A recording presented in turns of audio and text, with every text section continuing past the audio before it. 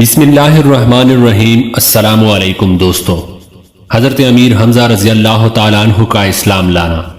نبوت کے چھٹے برس کا ذکر ہے کہ ایک روز نبی کریم صلی اللہ علیہ وآلہ وسلم کوہ صفا پر بیٹھے ہوئے تھے کہ ابو جہل وہاں پہنچ گیا تو اس نے نبی کریم صلی اللہ علیہ وآلہ وسلم کو پہلے گالیاں دی، اور جب نبی کریم صلی اللہ علیہ وآلہ وسلم گالیاں سن کر چپ رہے تو اس نے ایک پتھر حضور صلی اللہ علیہ وآلہ وسلم کے سر پر دے مارا، جس سے خون بہنے لگا۔